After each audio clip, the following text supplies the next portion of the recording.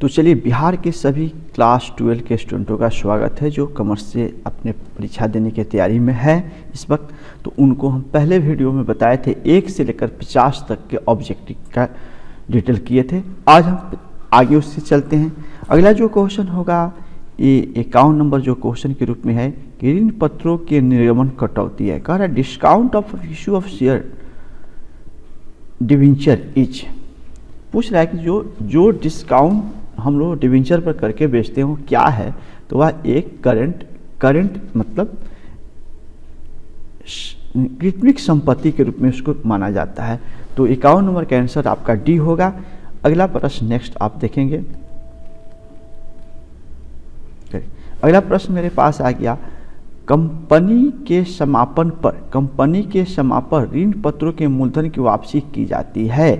देखिए, कह रहा है कि जो कंपनी अगर समापन की दृष्टि से जाए, लिक्विडेशन कर दिया जाए कंपनी के, तो उसके जो प्रिंसिपल होते हैं उसकी वापसी कब किया जाता है। तो वापसी कब किया जाता है, इसका आंसर होगा समता पूंजी से पहले, यानी बिफोर इक्विटी शेयर कैपिटल, यानी ये वाला आंसर इसका सी आंसर राइट होगा, यानी समता पूंजी से पहले किया जाता है। नेक्स्ट उसके बाद क्वेश्चन है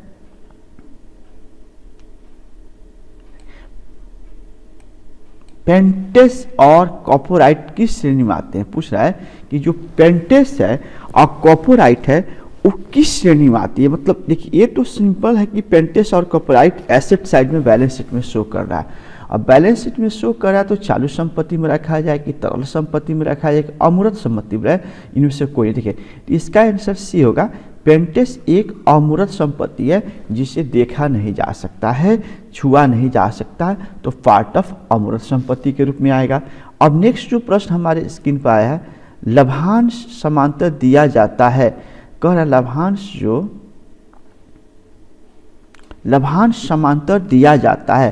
कह रहा है कि डिविडेंड्स इज यूजुअली पेड, मतलब लाभांश दिया जाता है किस पर। 4 ऑप्शन दिया है, अधिकृत पूंजी पर नहीं, निर्मित पूंजी पर नहीं, याचित पूंजी पर, और उसका लिखा है सी प्रदत्त पूंजी पर। देखिए जी, ऑन पेड ऑफ कैपिटल, यानी लाभांश उसी पर दिया जाता है जो पैसा आपको शेयर मतलब मिल चुका है, उसी लोगों को लाभांश दिया जाता है। इसलिए इसका आंसर सी होगा, ऑन पेड ऑफ कैपिटल, यानी प्रदत्त पूंजी।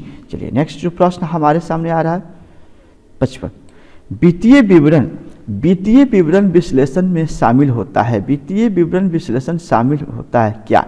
व्यापारिक खाता यानी trading account, profit and loss account, balance sheet, यानी पूछ रहा है analyse the financial statement involve, मतलब फाइनेंशियल स्टेटमेंट में क्या इन्वॉल्व होता है।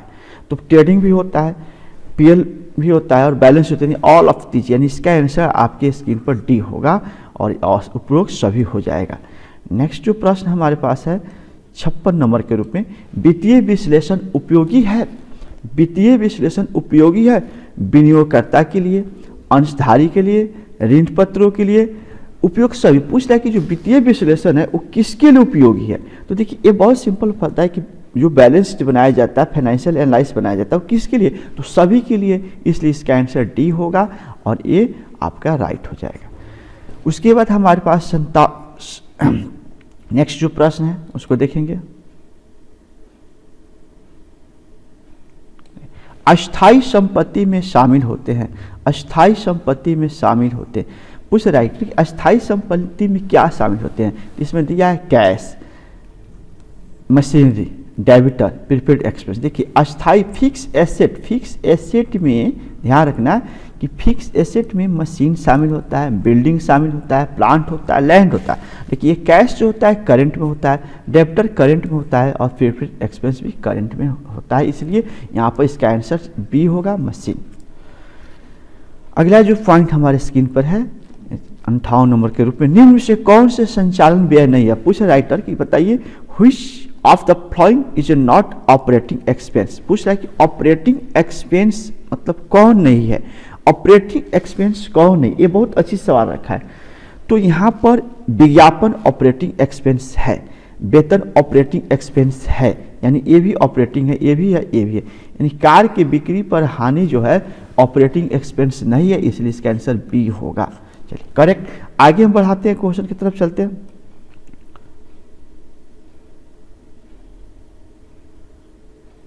नगद बिक्री है, नगद बिक्री है, नगद बिक्री है। नगद बिक्री क्या है पूछ रहा है।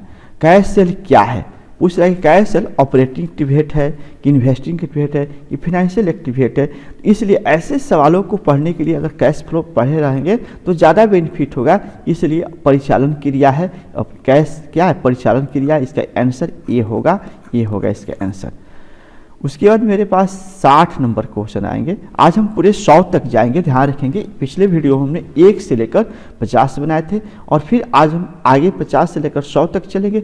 इसके बाद आपका जो वीडियो आएगा, यानी ये तो बिहार मॉडल का 100 सेट का हम आंसर को मतलब समझा रहे हैं और मेरा अपना किया गेस किया हुआ लगभग 240 ऑब्जेक्टिव आपके सामने रखेंगे। 4 वॉल्यूम में रखेंगे, पार्ट 1, पार्ट 2, पार्ट 3, पार्ट, और आप निश्चित रूप से सभी पार्ट को गौर से देख लीजिएगा और उसको देखने के बाद आपके एग्जाम निश्चित रूप से आपको बेनिफिट होगा।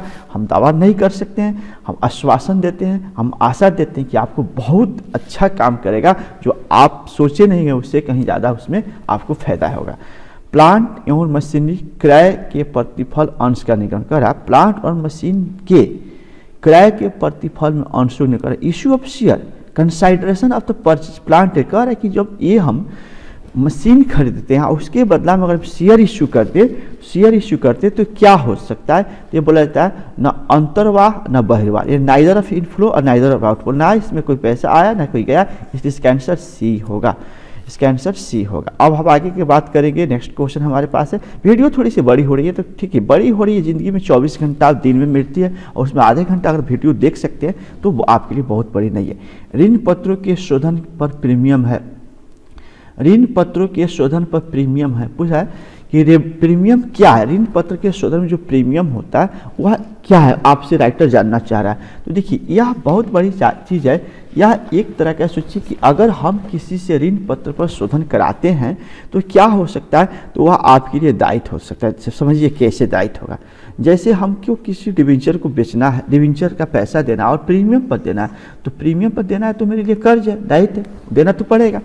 इसके बाद नेक्स्ट आपका है ऋण पत्रों पर शोधन पर प्रीमियम खाता। अब देखिए ऋण पत्र शोधन प्रीमियम खाता क्या है, तो यह व्यक्तिगत खाता है, यह 11 क्लास में पढ़ाया गया था, पर्सनल रियल नॉमिनल, उसी में से आता है व्यक्तिगत खाता। अब हमारा है नेक्स्ट क्वेश्चन शोधन कोष। शोधन कोष, शोधन कोष क्या है। देखिए शोधन कोष जो पार्ट ऑफ एसेट होता है, याद रखिए, थोड़ा सा कुछ याद भी रखिए। Sinking fund is investment is taken by asset होता है, इसका आंसर सी होगा, इसका आंसर सी आपके पास होगा। अब हम बात करेंगे 62 के बाद चलेंगे 64। देखिए 64 आपके स्क्रीन पर है। ऋण पत्रों के शोधन पर प्रीमियम की व्यवस्था समांतर के समय में की जाती है। कह रहा है ऋण पत्रों पर शोधन पर प्रीमियम की व्यवस्था समांतर के समय में की जाती है, यानी आपका इसका आंसर ऋण पत्र के निर्गमन, ऋण पत्र के निर्गमन, ऋण पत्र के निर्गमन पर किया जाता है। ठीक है। उसके बाद आपके नेक्स्ट जो है 65 नंबर, एक आदमी ने प्रत्येक 100 रुपया वाला 12% ऋण पत्र को 10% के प्रीमियम पर निर्मित किया। तो 12% क्या है, तो देखिए भविष्य में ये ब्याज की दर है, ब्याज की 65 मिनट को देख लेते हैं। 65 हाँ ब्याज की दर है, यानी हम लोग को जो 12% ऋण पत्र डिवेंचर इशू हुआ है, यानी भविष्य में इसको 12% डिवेंचर का ब्याज मिलेगा, इसलिए रेट ऑफ इंटरेस्ट होता है, यानी इसका आंसर सी होगा, इसका आंसर सी होगा, याद रखें इसका आंसर सी होगा। स्थिति विवरण है, स्थिति विवरण क्या है, खाता है कि विवरण है कि ये भी दोनों है, उपयोग सही नहीं। देखिए ये बहुत अच्छे सवाल है, सवाल थोड़ा टफ राइटर कर रहा है इस पर, कोई बात नहीं। स्थिति विवरण part of statement, balance sheet क्या है, बैलेंस शीट देखिए, balance sheet is statement, balance statement B answer इसका होगा। थोड़ा अगर सवाल हम प्रयास करेंगे कि आप लोग अंग्रेजी वाला सवाल पढ़ेंगे, थोड़ा सा उसमें ज़्यादा जवाब क्लियर हो जाता है, हिंदी वाला में जवाब थोड़ा कंफ्यूज रह जाता है। कह रहा है share capital is show in the balance sheet under the which head, कह रहा है कि आर्थिक चिट्ठी के अंश पूंजी को किसके शीर्ष के अंतर्गत दिखाया जाता है, याचित पूंजी, निगमित पूंजी, प्रदत्त पूंजी, अंशधारी कोष। यानी 67 नंबर जो सवाल आपके स्क्रीन पर रखा गया है उसमें पूछा है कि बैलेंस शीट का जो अंडर हेड होता है वो हेड किस नाम से होता है, तो इसका होता है यानी इसका आंसर होगा शेयर होल्डर फंड के नाम से जनाया जाता है, यानी इसका आंसर होगा ये वाला B D number answer. Company का देख लेते हैं इसको। कंपनी की वार्षिक रिपोर्ट, कंपनी की वार्षिक रिपोर्ट निर्मित किया जाता है। And annual report is issue by the company for, कह रहा है कि वार्षिक रिपोर्ट किसके लिए इश्यू किया जाता है, किसके लिए किया जाता है, तो अपने शेयर होल्डरों को बताने के लिए किया जाता है, इसलिए इसका आंसर सी होगा, सी होगा। चलिए अब इसके बाद हम बात करते हैं नेक्स्ट जो हमारे पास है क्वेश्चन, संचालकों की रिपोर्ट। संचालकों की रिपोर्ट कंपनी किस सभा में प्रस्तुत की जाती है, कह रहा है कि in which meeting of A company director report is presented, कह रहा है राइटर कि संचालन क्रियाओं को ये प्रेजेंट कब किया जाता है, किस अवस्था में प्रेजेंट किया जाता है। तो ये जो सवाल है इसमें सबसे बड़ी कि जब भी संचालन क्रियाओं की प्रस्तुति तो ये एनुअल जनरल मीटिंग में किया जाता है, यानी आपके जो साधारण सभा होगा उसमें होगा, इसलिए इसका आंसर बी होगा। अब नेक्स्ट जो है पूंजीगत प्रकृति, पूंजीगत प्रकृति का सभी प्राप्तियों को दिखाई। पूंजीगत प्राप्ति, पूंजीगत प्राप्ति, पूंजीगत प्राप्ति यानी कैपिटल नेचर के चीज को दिखाइए। आय व्यय खाता में, स्थिति विवरण में, पूंजी खाता में। देखिए आप समझ लीजिए कैपिटल नेचर के जो भी चीज होते हैं उसको स्थिति विवरण में दिखाया जाता है, बैलेंस शीट में दिखाया जाता है, यानी इसका आंसर बैलेंस शीट ही होगा। अब आपके जो नया वाला सवाल 71 स्क्रीन पर आ रहा है, चलिए आप तैयार रहिए, आप भी सवाल को देखिए। ये तो हाईटेक का ज़माना हो गया, ऐसी पढ़ाई मिल रही है आप लोगों को भी, और हमको भी पढ़ाने में खुशी महसूस हो रहा है। हम भी सीख रहे हैं आप लोगों के साथ, अभी हम भी सीख रहे हैं। और आप लोग प्रयास करें कि देखिए एक मनोबल बढ़ाने के लिए मेरा पीठ आपका थपथपाना जरूरी है। इसका मतलब ये नहीं है कि आपको मेरे पास आना है, बस आप वीडियो देख रहे हैं, आप कमेंट्स कीजिए, शेयर कीजिए, और भी अपने दोस्तों को बताइए कि भाई आप तैयारी कर रहे हैं, इस वीडियो को देखो, बेनिफिट होगा। इससे क्या होगा, मेरा भी मनोबल हाई होगा और हम ईमानदारी से आपके सामने हर बार कुछ ना कुछ नया कॉमर्स के दुनिया में लेकर आते ही रहेंगे, जिससे आपको निश्चित आपका तरक्की है।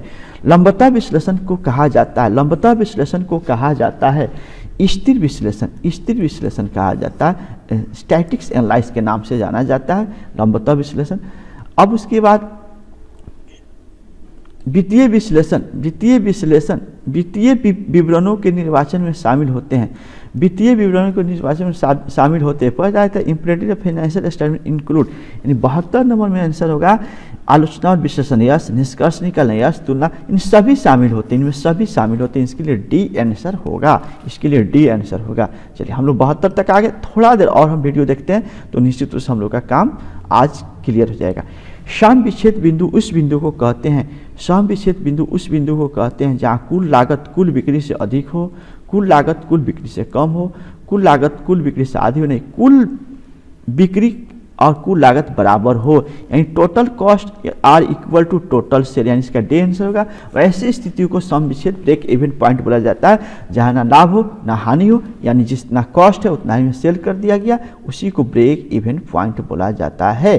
बस 74 नंबर, वित्तीय विश्लेषण के लिए उपकरणों के समांतर प्रयुक्त है, वित्तीय विश्लेषण के उपकरणों के समांतर प्रयुक्त है, क्या प्रयुक्त है, तो राइटर आपसे पूछ रहा है कि वित्तीय विश्लेषण के लिए उपकरणों के समांतर प्रयुक्त है। तो ये बहुत बड़ी चीज है कि द मस्ट, देखिए इसमें थोड़ा सा हम लोग देखेंगे सवाल, सवाल थोड़ा हेवी क्वालिटी में जा रहा है। पूछ रहा है कि जो फाइनेंशियल एनालिसिस है उसमें तुलनात्मक कंपैरेटिव होती है, कॉमन होती है, अकाउंटिंग रेशियो, हाँ ऑल ऑफ एव होगा, यानी उपकरण में वित्तीय विश्लेषण के उपकरण में तीनों शामिल होता है, इसलिए उपयुक्त सभी इसका आंसर आप क्या होगा।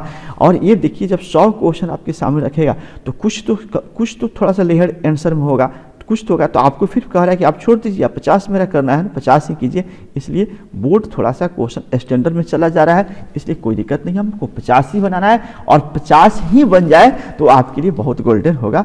समरूप विवरणों को निम्न की नाम से जाना जाता है, कॉमन साइज स्टेटमेंट। देखिए कॉमन साइज स्टेटमेंट को बोलता है, कॉमन साइज स्टेटमेंट को किस नाम से जाना जाता है, तो ये 75 नंबर से आता है, लंबता और शीर्ष विश्लेषण के नाम से बोलता है, इसका सी आंसर होगा, इसका सी होगा, लंबता और विश्लेषण से नाम से जाना जाता है।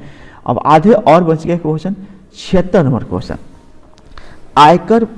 आयकर का भुगतान माना जाता है, आयकर का भुगतान माना जाता है। 76 नंबर, आयकर का भुगतान माना जाता है संचालन व्यय, संचालन व्यय, ऑपरेटिंग एक्सपेंस, यानी इसका आंसर सी होगा।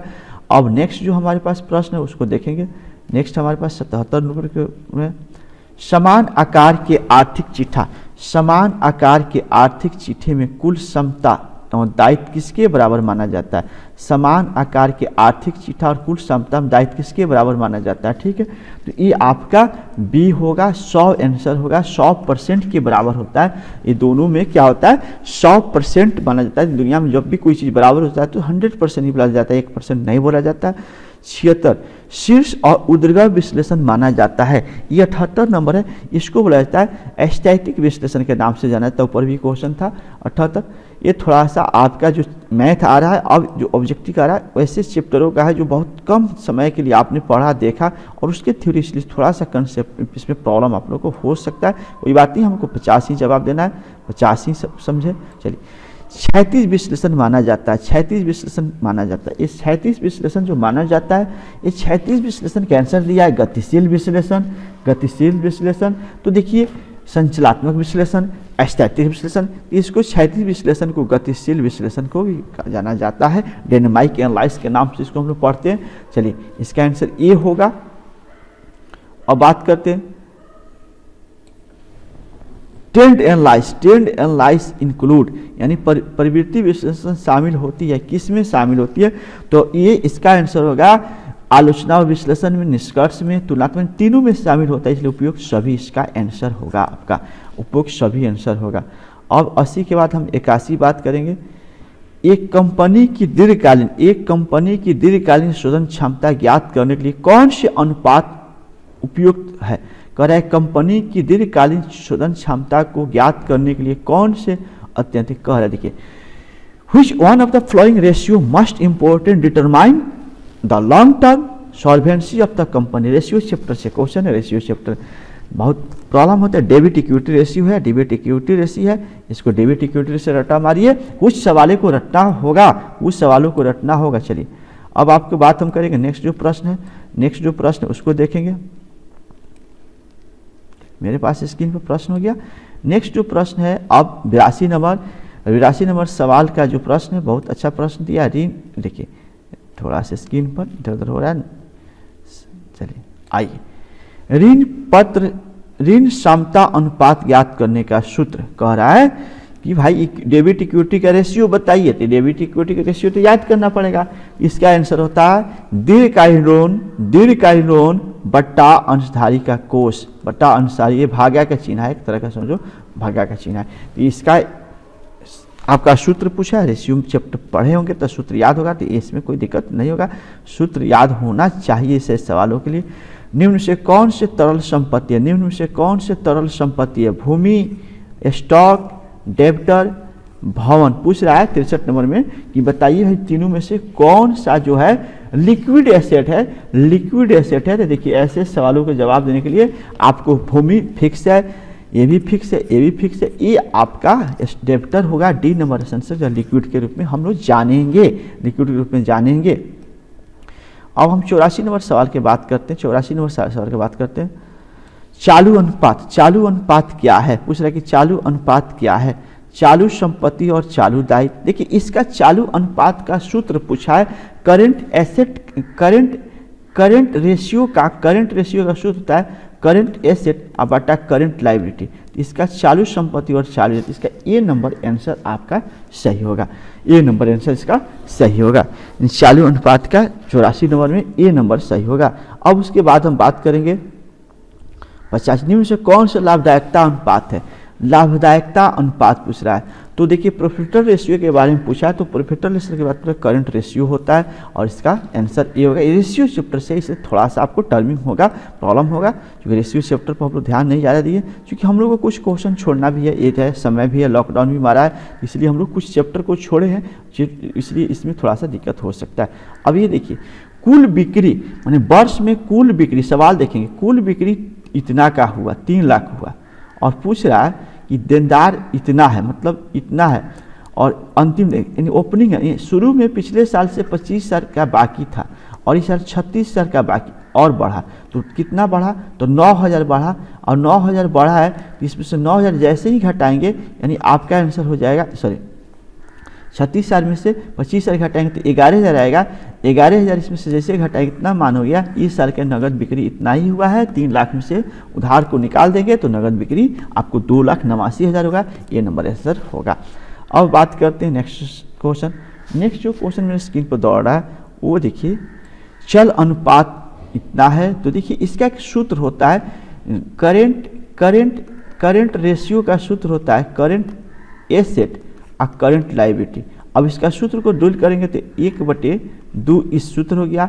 करेंट एसेट का वैल्यू नहीं दिया है, करंट लायबिलिटी का वैल्यू 25,000 दिया है, इसलिए इसको सोल्व कीजिएगा तो 12,500 आ जाएगा। 12,500 इसका आंसर होगा, यानी बी नंबर इसका आंसर होगा। मैथ है, इसको सोल्व करते वक्त आपको आएगा। अब इसके बाद हम 88 नंबर में बात करते हैं। तरल अनुपात प्राप्त होता है तरल संपत्ति के भाग देने पर। कह रहा है तरल अनुपात प्राप्त होता है तरल चल दायित्व से भाग देने पर, चल दायित्व से भाग देने, करंट लायबिलिटी से भाग देने पर होता है। अब आ गया, चलिए अगला क्वेश्चन देख लेते हैं। चलिए अगला क्वेश्चन मेरे पास आया 89 नंबर क्वेश्चन मेरे पास स्क्रीन पर अभी है। 89 नंबर स्क्रीन पर है, कह रहा है कंपनी की मूर्त संपत्ति इतना है, बढ़कर इतना हो गई, तो इसमें कितना प्रतिशत वृद्धि हुआ। तो देखिए 4 लाख से बढ़कर 5 लाख हो गई। तो मान लीजिए कि पूछ रहा है कितना प्रतिशत, तो 4 लाख का X% बराबर 1 लाख है, यानी 1 लाख बढ़ा, x के मान निकाल देंगे, x के मान निकालेंगे तो आप कितना हो जाएगा 25,000 हो जाएगा। सोल्व जैसे इसको करिएगा कटकर 25% हो जाएगा, यानी 4 लाख का भी ऐसे भी प्रूव कर लिए। 4 लाख का 25% निकालिएगा 1 लाख हो गया। देखिए 1 लाख बढ़ा है, 4 से 5 बढ़ा तो 1 लाख बढ़ा है, दोनों तरीका से निकाल सकते। ये ऑर्डिनेट सवाल था, बहुत सवाल में दम नहीं था।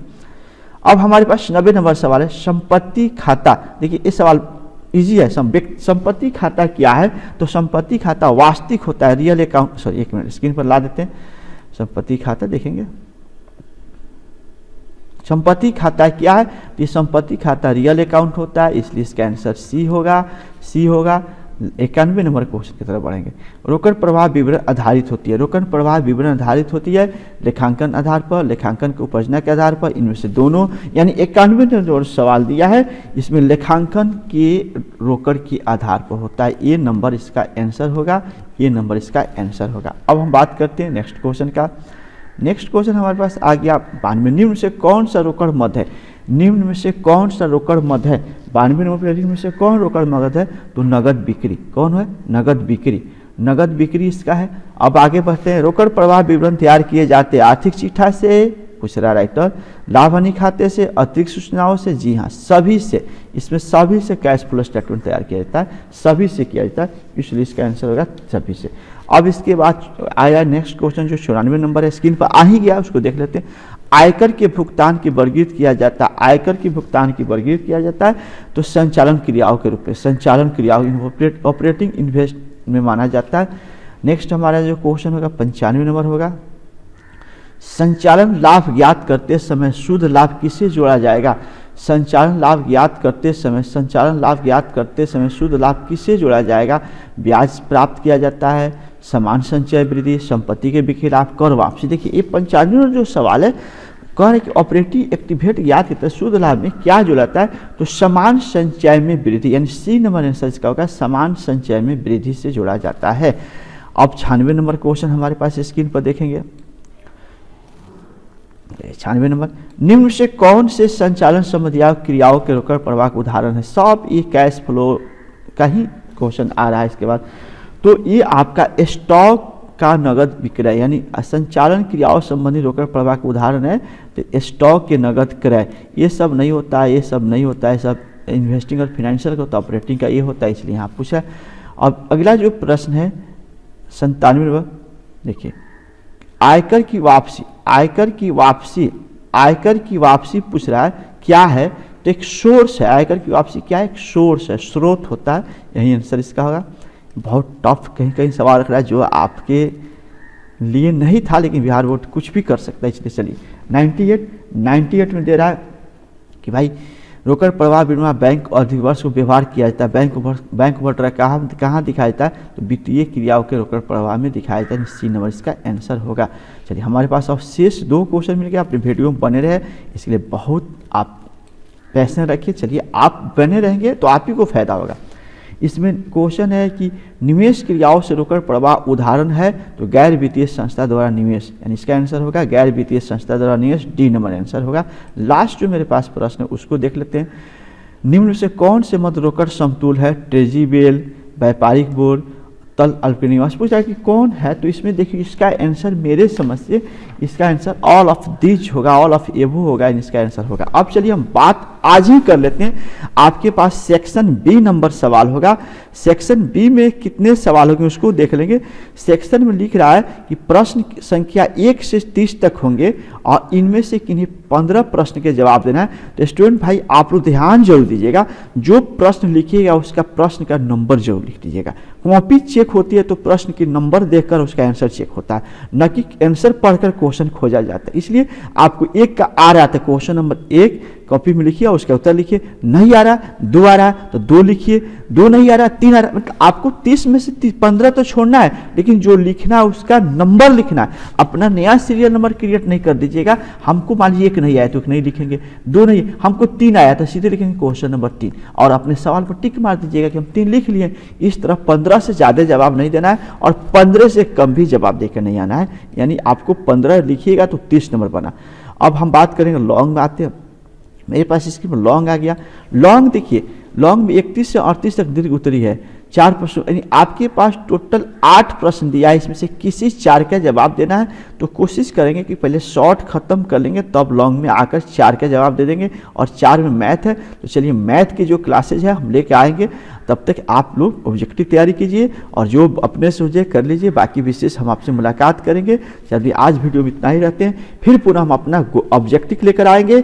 अपना ऑब्जेक्टिव मतलब हमने जो गेस किया है बिहार बोर्ड परीक्षा 2021 के लिए वो लेकर आएंगे और उसको डिटेल करेंगे और आप निश्चित रूप से देखिएगा वीडियो, आपको बेनिफिट होगा। तो आज आपसे इतना ही मैं विदा लेता हूं, लेकिन अंत में एक बार और जरूर कहते हैं कि निश्चित रूप से मेरे जो भी वीडियो जहां से देख रहे हैं, जिस चैनल से देख रहे हैं, जहां जिस प्लेटफॉर्म पर आप देख रहे हैं वहां से शेयर कीजिए, क्योंकि हमारा भी मनोबल बढ़ाने में आपका योगदान होगा। तो चलिए विदा लेते हैं। उम्मीद करते हैं कि आज इस वीडियो को ज़्यादा से ज़्यादा शेयर करेंगे। आपका दिन शुभ मंगलमय हो और आप एग्जाम की तैयारी अच्छे से करें, स्वस्थ रहे, घर पर रहें।